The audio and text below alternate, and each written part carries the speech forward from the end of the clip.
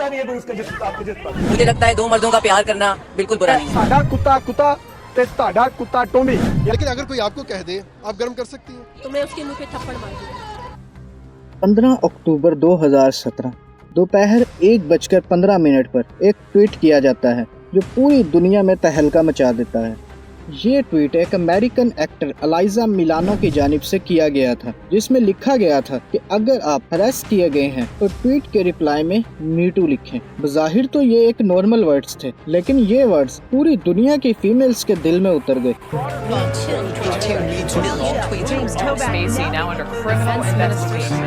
और देखते ही देखते मीटू नंबर 1 पर ट्रेंडिंग करने लगा। एक के बाद एक वुमेन मीटू का सहारा लेकर सामने आने लगी, लेकिन इस हैशटैग को नई राह उस वक्त मिली जब मिया खलीफा ने एक इंटरव्यू में कहा,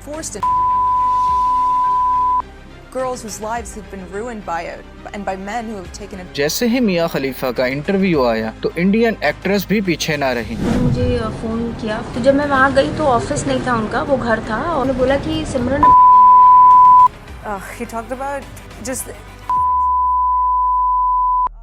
उन्होंने बोला कि आपका ऑडिशन नेक्स्ट है, आपका टर्न आ गया है। रूम खोला तो बेड पे विकी सिराना जी लेटे हुए थे। इंडियन एक्ट्रेस को मैदान में आते देखकर पाकिस्तान की एक्ट्रेस भी सामने आ गई और इस तरह पाकिस्तान में मीटू की बुनियाद रखी गई, जिस पर मीशा शफी ने अली जफर पर हरासमेंट का इल्जाम लगाया। हुए मीशा शफी ने कहा है कि वो हरासानी का मामला नहीं उठाना चाहती थी। एक ऐसी खातून जो फर्स्ट टाइम पाकिस्तान में आई और आते ही अपने मैटरनल अंकल पर इल्जाम लगाकर मीटू की हिमायत कर दी।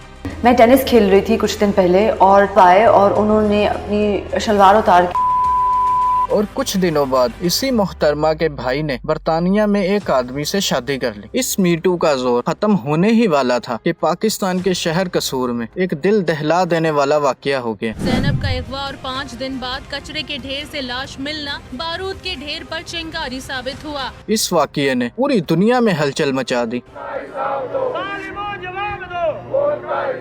इस वाकये के मुजरिम को पकड़कर फांसी पर लटका दिया गया। को मुल्जिम पर फर्द जुर्म आयद हुई और 6 दिन बाद यानी 18 फरवरी को मुजरिम को सजाए मौत सुनाई गई।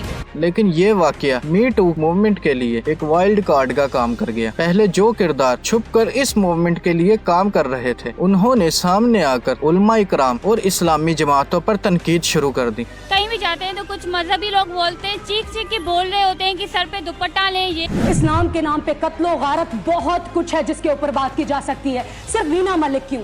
इन कुछ मंथ्स में ही ये मूवमेंट इतनी पावरफुल हो गई कि 8 मार्च 2018 में फर्स्ट टाइम वुमेन मार्च पाकिस्तान में किया गया।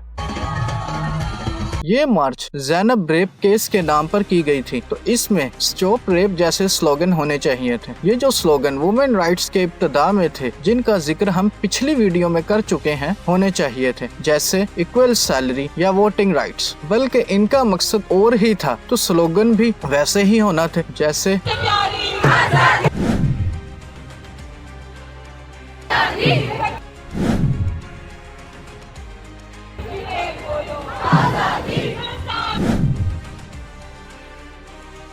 अगर साफ वर्ड्स में कहा जाए तो ये मासूम ज़ैनब केस को बुनियाद बनाकर इन्होंने सिर्फ अपनी दुकानदारी चमकाई थी, जो अब तक जारी है।